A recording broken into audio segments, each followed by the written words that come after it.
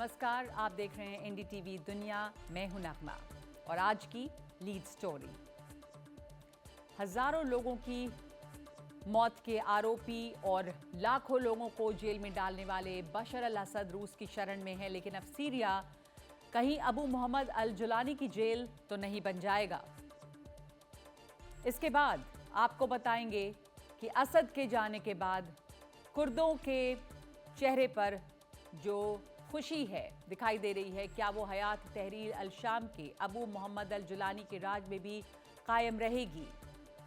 साथ साथ ये भी देखेंगे कि सोल में एक बार फिर संसद के सामने क्यों जमा हुए हजारों लोग, और यूरोप से एक तस्वीर एक वंडरलैंड की। सजा है एक क्रिसमस बाजार।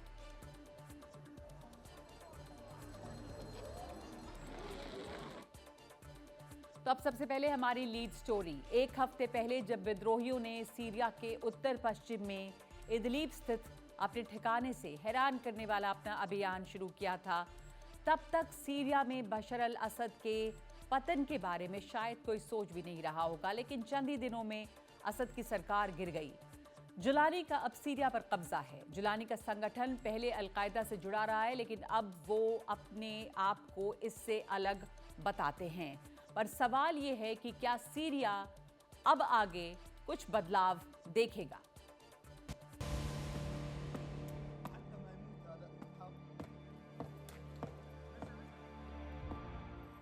ये 53 साल का गुस्सा है जो अब इस तरह निकल रहा है।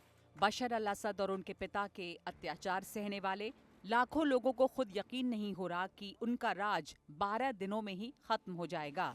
लेकिन ये सच है।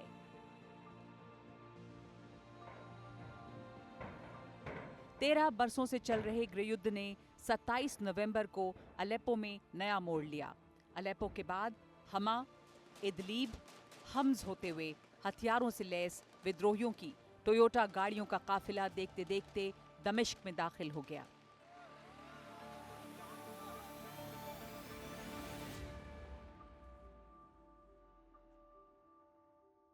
रूस, ईरान, इराक किसी की मदद काम नहीं आई। जिस ईरान के सीरिया में 55 फौजी बेस थे और सैकड़ों कमांडर थे, वो भी हमा पर जुलानी के कब्जे के बाद बहाने बनाकर निकल गया। तो सीरिया के सैनिकों ने क्या किया? कुछ समय पहले तक असद के पास 3.5 लाख की सेना थी। हाल के दिनों में वो घटकर 1.25 लाख ही रह गई थी।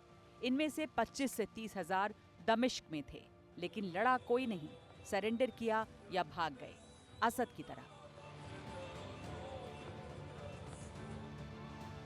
दमिश्क कई दिनों से सोया नहीं है। पहले असद के जाने का इंतजार, फिर जुलानी के आने का इंतजार, और अब एक अच्छे भविष्य का इंतजार। हयात तहरीर अल शाम 4 बड़े और 40 से ज्यादा छोटे मोटे संगठनों का गठजोड़ है। लेकिन क्या इनको एक साथ रखना आसान काम होगा? क्या अब तक अत्याचार झेलते रहे सुन्नी गुट सरकार पर दबाव नहीं डालेंगे? दूसरी तरफ अलकायदा से जुड़े रहे जुलानी अब अपने आप को उससे अलग और उदारवादी रूप में पेश कर रहे हैं। वो पगड़ी नहीं, कैप पहनते हैं और पैंट शर्ट में रहते हैं। लेकिन जिस अमेरिका और तुर्की की मदद से जुलानी ने दमिश्क फतह किया, वो अमेरिका उनको आतंकवादी मानता है और उसने उन पर लाखों डॉलर का इनाम रखा है। उनके लिए सबसे बड़ी समस्या होगी सीरिया का गणित। सीरिया की तकरीबन 75 से 80% आबादी सुन्नी है, जबकि असद की शिया बिरादरी के लोग 15 से 16% हैं।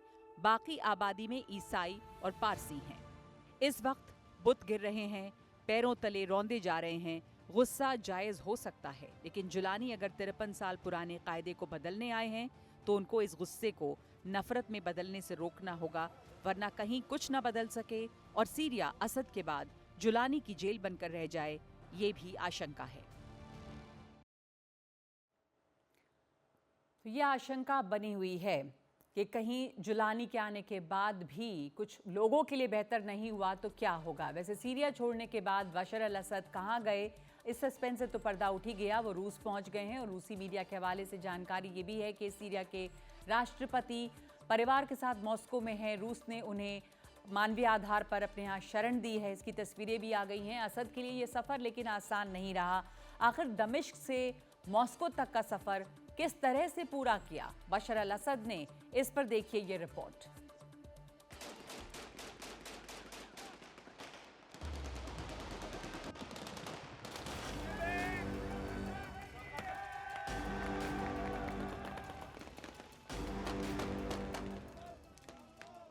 जैसे ही दमिश्क के करीब विद्रोहियों के पहुंचने की खबर आई, सेना तितर-बितर होने लगी।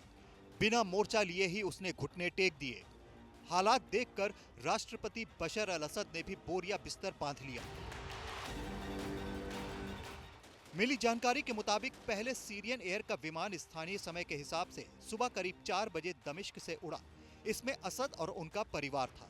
ये पहले भूमध्य सागर के किनारे की तरफ बढ़ा, जो कि असद के अलवाइट सेक्ट का गढ़ है। लेकिन फिर इसने यू टर्न लिया, हम्स की ओर बढ़ा।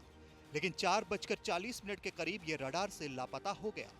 विमान के क्रैश होने के कयास लगाए जाने लगे।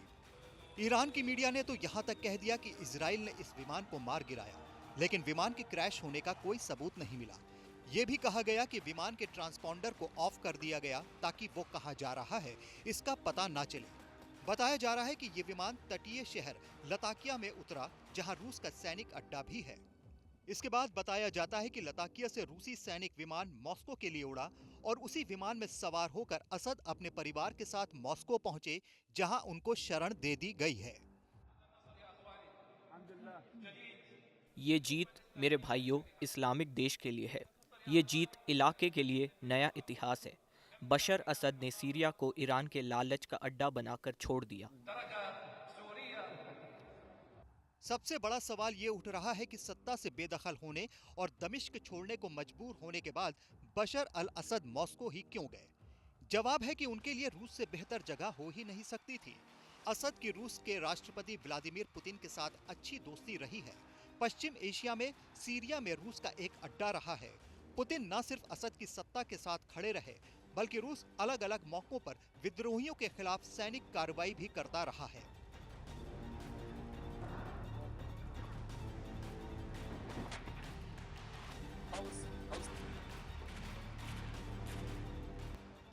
कुछ दिन पहले ही जब अलेप्पो शहर पर विद्रोहियों ने कब्जा किया और सिटी सेंटर पर जमा थे, तब रूस के लड़ाकू विमानों ने बमबारी की, जिसमें बड़ी संख्या में विद्रोही सैनिक मारे गए। लेकिन असद की सत्ता बचाने में रूस का हवाई हमला काम नहीं आया, क्योंकि विद्रोही जमीन पर तेजी के साथ बढ़ते गए और दमिश्क पहुंच गए। वैसे असद के पास ईरान जाने का विकल्प भी था, लेकिन असद ने ईरान जाना मुनासिब नहीं समझा। तो इसके पीछे सबसे बड़ा कारण है इजरायली हमलों का खतरा। सीरिया में वो अपने जिस महल में रहते थे, वो बहुत ही मजबूत बंकर था। जरूरी नहीं कि इस तरह की सुरक्षित रिहाइश उनको ईरान में मिल पाती, क्योंकि इजराइल जिस तरह से ईरान की राजधानी तेहरान तक में हमला कर हमास चीफ इस्माइल हानिया को मार चुका है, उसके बाद से माना जा रहा है वो किसी भी टारगेट को हिट कर सकता है। ऐसे में असद की जान को हमेशा खतरा रहता, जबकि रूस की राजधानी मॉस्को में इस तरह का खतरा नहीं है। सफर बहुत ही खतरनाक रहा, लेकिन मॉस्को में उनके लिए खतरे इतने नहीं होंगे। Umashankar Singh, NDTV India.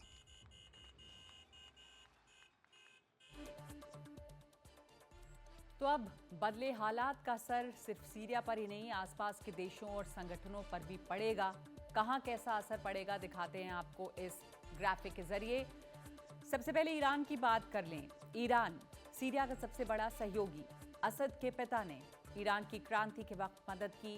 बाद में ईरान असद परिवार की मदद करता रहा। उसके कई कमांडर वहां काम करते रहे। बशर अल असद शिया नेता थे। अब उसे नए सिरे से ईरान को जिलानी से रिश्ते बनाने होंगे, लेकिन सवाल यह है कि क्या ये संभव हो पाएगा। इसके बाद अगला देश जिसके रिश्ते बदलेंगे वो इजराइल है। असद के जाने से इजराइल को बहुत बड़ा फायदा हो सकता है। ईरान से हिजबुल्लाह के लिए सप्लाई लाइन सीरिया होकर ही जाती थी, लेकिन ये सप्लाई लाइन टूटी तो हिजबुल्लाह कमज़ोर पड़ेगा। हिजबुल्लाह के कई कमांडर बचने के लिए सीरिया में भी रहते थे। और टर्की, माना जा रहा है कि तुर्की की मदद से ही जुलानी को कामयाबी मिली है। लेकिन क्या जुलानी तुर्की के कहने पर काम करता रहेगा? क्योंकि तुर्की पर कुर्दों को परेशान करने के आरोप लगते हैं। क्या जुलानी तुर्की के कहने पर सीरिया में भी ये काम करेगा? ये बड़ा सवाल है। तो सीरिया का ये गृह युद्ध 13 साल तक चला, लेकिन हफ्तों में खत्म हो गया। हफ्ते भर पहले फिर जब ये युद्ध तेज हुआ तो Syrian observatory for human rights ने अपनी एक रिपोर्ट में बताया कि उत्तरी अलेप्पो प्रांत में तकरीबन 2 लाख सीरियाई कुर्द आबादी को तुर्की समर्थक गुटों ने घेर लिया। कुर्दों के साथ बड़े स्तर पर अनहोनी भी हुई। कुर्द सीरिया में एक अल्पसंख्यक समुदाय हैं। इस समुदाय के लोगों की भागीदारी से बनी है कुर्द फोर्स, जो सीरियन डेमोक्रेटिक फोर्सेस के बैनर तले सीरिया में इस्लामिक स्टेट के खिलाफ लड़ाई में अमेरिका की प्रमुख सहयोगी रही है। अब सवाल है कि कुर्दों का क्या होगा। भाषा कुर्दिश है, लेकिन इनकी खुशी का एहसास कुर्दिश न जानने वालों को भी हो रहा है। बशर अल असद की सेना के डर में जी रहे इन लोगों को बरसों बाद इस तरह से खुशी मनाने का मौका मिला है। हाल यह है कि जिसे जहां असद परिवार का कोई फोटो, पोस्टर या दूसरी निशानी दिख रही है, वहां तरह तरह से गुस्सा उतारा जा रहा है।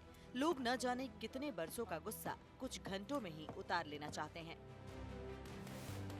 गुस्सा उतारने वालों की भीड़ में बुजुर्ग और महिलाएं ही नहीं, बच्चे भी हैं। ये नजारा कामिशली का है, जो तुर्की की सीमा से लगते उत्तर पूर्वी इलाके में है। पास ही में तुर्की का शहर नुसायबीन है और जगजाह नदी इस शहर से होकर बहती है। कुर्दों के अलावा अच्छी खासी संख्या में अरब, असीरियन और आर्मेनियन लोग इस शहर में रहते हैं। यहाँ हमेशा चहल पहल वाला बात पार्टी का ऑफिस खाली पड़ा है। सरकारी दफ्तरों में भी सन्नाटा पसरा है और ये वो गाड़ियाँ हैं जिनको देखते ही एक वक्त इलाके के लोग डर जाया करते थे। ये असद की सरकार से जुड़े लोगों की गाड़ियाँ हैं, लेकिन ये गाड़ियाँ फिलहाल असद के वक्त के बदनाम सुरक्षा परिसर में लावारिस हालत में खड़ी हैं। कुर्दों को इराक, तुर्की, सीरिया हर जगह सरकारों के उत्पीड़न का सामना करना पड़ता है। जुलानी की सरकार आगे जाकर क्या करेगी तय नहीं, लेकिन जो गणित इलाके में बन रहा है उसमें कुर्द किसी पर भरोसा नहीं कर सकते। लेकिन फिलहाल उन्होंने उस इलाके में थोड़ा आगे बढ़ने की कोशिश की है, जो उनका स्वायत्त शासी इलाका है।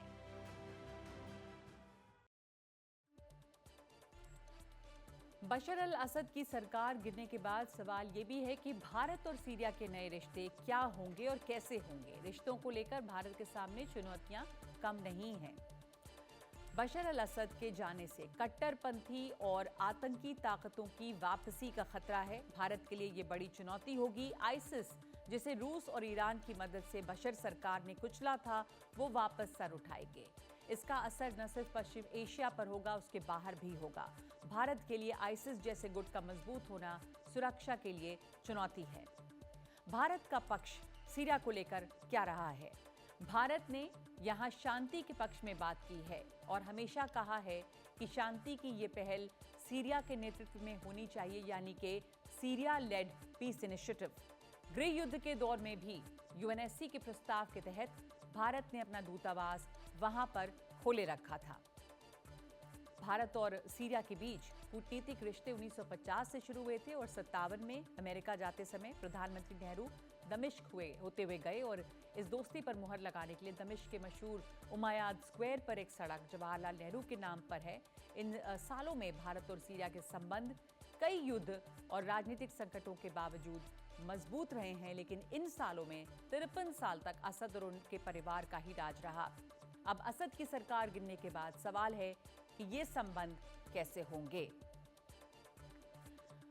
भारत में इजरायल के राजदूत रूवेन अजार का कहना है कि सीरिया के संघर्ष में इजरायल शामिल नहीं है। हमारी सहयोगी गौरी द्विवेदी के साथ एक बातचीत में उन्होंने कहा कि इजरायल को ईरान ने कम करके आंका है। इजराइल सीरिया के संघर्ष में शामिल नहीं है।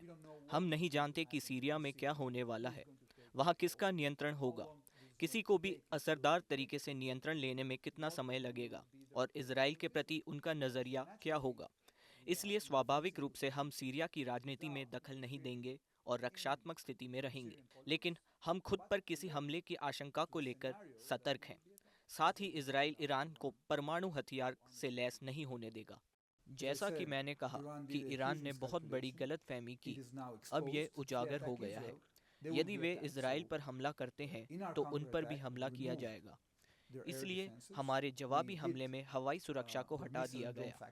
हमने उनके मिसाइल और ड्रोन कारखानों पर हमला किया और हमने परमाणु कार्यक्रम में एक तत्व पर भी हमला किया। इसलिए यदि वे इजराइल के खिलाफ अपनी वृद्धि जारी रखने का निर्णय लेते हैं तो निश्चित रूप से इजराइल अपनी रक्षा करने का प्रयास करेगा। और कुछ लोग जो वहां ज़ियारत पे गए हुए हैं वो ताज़ा हालात पे वहां फंस गए हैं। इनमें से एक पाकिस्तान निवासी कल्बे मेहंदी से बात की हमारे सहयोगी अली अब्बास नकवी ने। उन्होंने बताया कि वहां पर भारत का कोई शख्स उनको नहीं दिखा।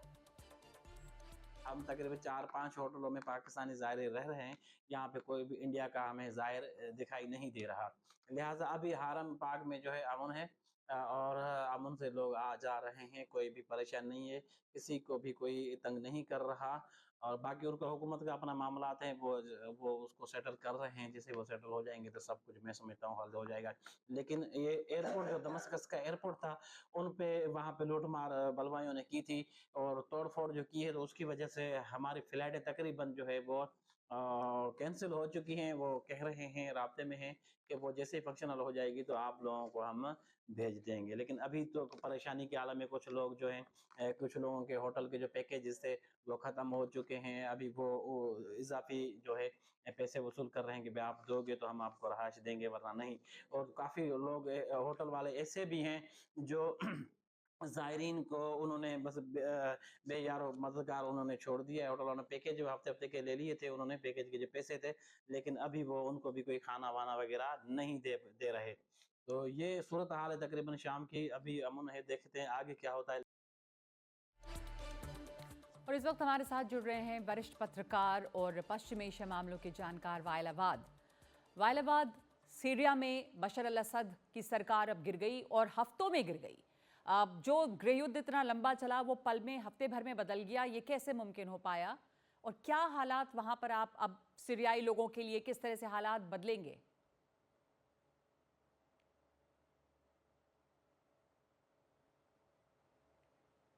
आपकी आवाज नहीं आ रही है, आप अनम्यूट कीजिए अपने को वाइल। बहुत बहुत जी शुक्रिया नगमा जी। जी 2011 के बाद सीरिया के युद्ध शुरू हो गया था, जैसे अरब स्प्रिंग अरब का मुल्क में आ गया था। सीरिया के लोग में वहां पर बिल्कुल शांति है, हो गया, डेमोन्स्ट्रेशन चल रहा था, हड़ताल भी है, मतलब 6 महीने तक अंदर। लेकिन उसके बाद जो इस्लामिक फोर्सेस है भी आ गया था, उन्होंने हाईजैक किया था सीरियन का एस्पिरेशन के लिए फॉर अ बेटर लाइफ।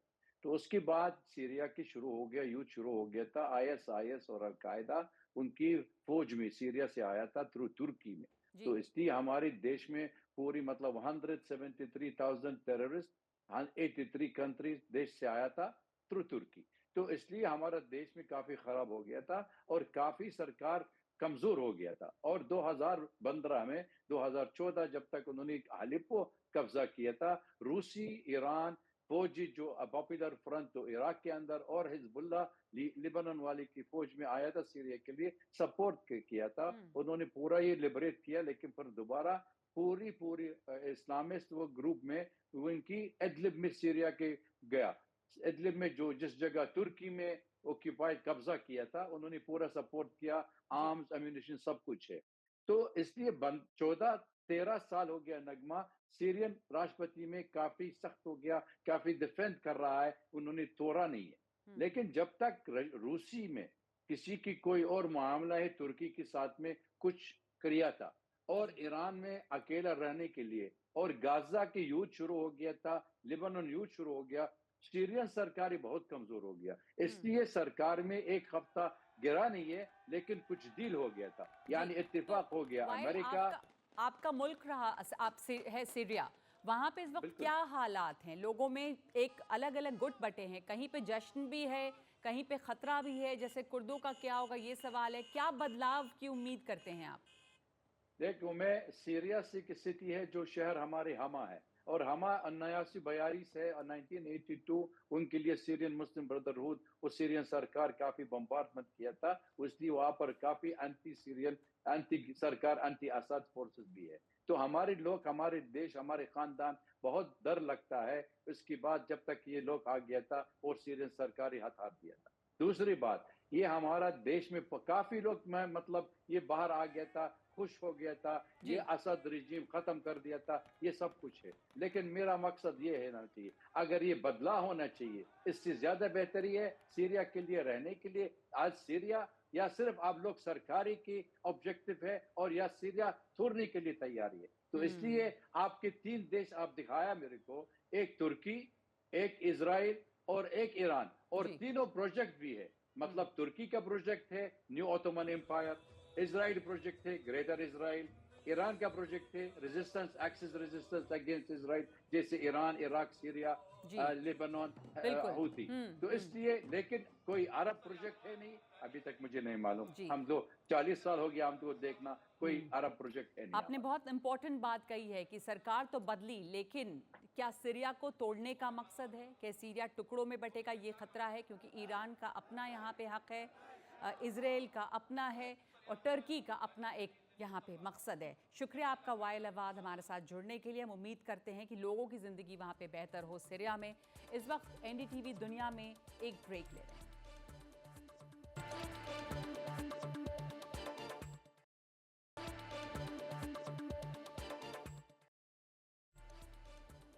और अब कुछ खबरें दुनिया के कोने कोने से। दक्षिण कोरिया की राजधानी सोल में संसद के सामने जमा हुए हजारों लोगों ने राष्ट्रपति के इस्तीफे की मांग की है। इस प्रदर्शन में संगीत चल रहा था, नारे लग रहे थे और लोग भाषण दे रहे थे। शनिवार को महाभियोग प्रस्ताव पर वोटिंग के दौरान सत्तारूढ़ दल के सांसदों ने बॉयकॉट किया, लेकिन इससे यून को राहत मिलने वाली नहीं है, क्योंकि विपक्षी दलों ने इस हफ्ते फिर से महाभियोग प्रस्ताव रखने की बात कही है।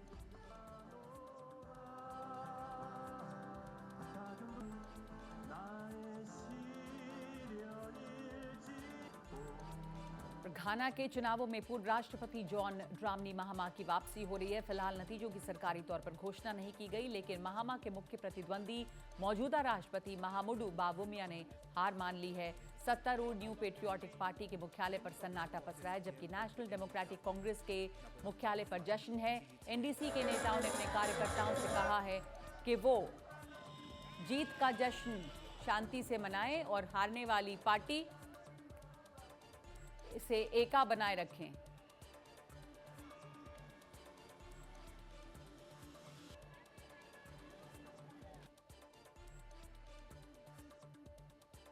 और अब आज की तस्वीर, आज का वीडियो। क्रिसमस के बाजार ने कोसोवो की राजधानी प्रिस्टीना को वंडरलैंड में बदल दिया है। इस इलाके का ये सबसे बड़ा क्रिसमस बाजार माना जाता है, जो 1 किलोमीटर से भी ज्यादा में फैला है। इसमें क्रिसमस ट्री से जुड़े सामानों के साथ ही स्थानीय हस्तशिल्प और खाने पीने के सामान हैं। ये बाजार 15 जनवरी तक चलेगा।